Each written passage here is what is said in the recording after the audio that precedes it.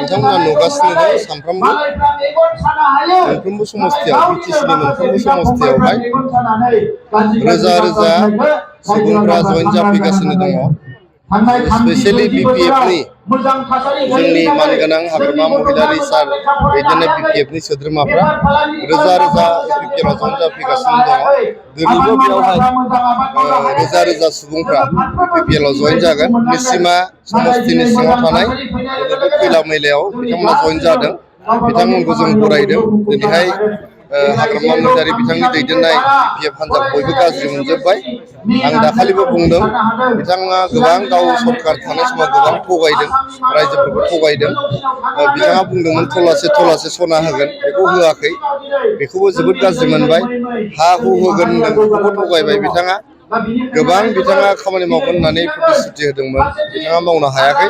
बिथांमोना नुदों बे रौमारिनिफ्राय खैला मैलासिम जे लामा जोबोद गाज्रि थासारियाव दङमोन, गारि सालायनो हायामोन, साइकेलबो सालायनो हायामोन। दिनै जोंनि सरकारा बेखौ बानायफिननायनि राहा लामा लादों, बेखौ फुवारनायनि राहा लामा लादों। बेफोर गासिबो लामा सामा बा लोंनाय दैनि बेब'स्था खालामनाय आरो जोंनो सेल्फ हेल्प ग्रुपफोरनो 75,000 रां होनो होननानै 75,000 रांनि प्रथम किस्ति 25,000 रांखौ प्रमद बर' सारा होनायनि थाखाय गासिबो प्रमद बर' सारखौ मोजां मोननानै आरो इउपिपिएलखौ मोजां मोननानै दा रोजा रोजा लैहोर लैहोर सामफ्रामबो माने इउपिपिएलआव जइन जाफैगासिनो। जोंसो टाइम होनो हायाखै। मोनफ्रोमबो समस्थियाव जोंहा इनभाइटेसनफोर दं जइन जानायनि। लासै लासैनो जों बिथांमोनखौ जइनिं खालामलांबाय थागोन। सरकार दाफिनगोन दासिमबो दाफिननो हायाखै हाग्रामा महिलारिया।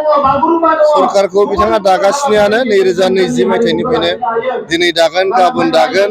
माने सानफ्रोमबो बिथाङा सरकार दानायनि सिमां नुयो। नाथाय बे सानाव नुनाय सिमाङा सिमाङैनो जानानै थायो। आरो बिथाङा बिदिनो सिमां नुलांबाय थाथों।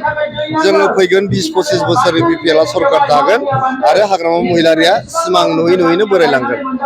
मोनसे खोथा गोसोखांदों जे नोंथाङा थार्द ग्रेड, फर्थ ग्रेड होनाय अक्ट'बर नभेम्बराव होनाय दिनैसिम मोनसे सोंलु रायजो राजानि गोसोआव ओंखारदों। रायजो राजाफ्रा बयबो मिथिगौ, नोंथांमोननि मिडियायाबो मिथिगौ जे 10 तारिख डिसेम्बराव थार्द ग्रेडनि जोंहा फरिखा जागोन।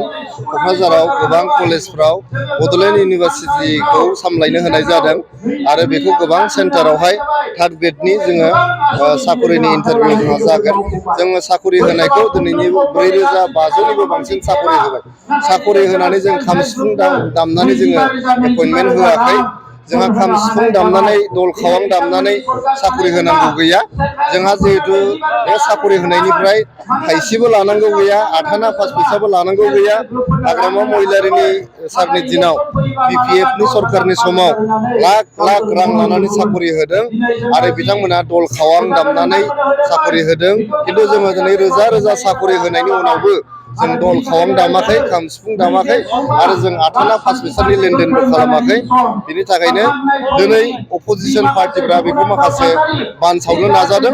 खिन्थु रायजो राजाफ्रा मिथिगौ जे जोंनि बिपिएल सरकारा साकरिखौ होगासिनो दं होननानै।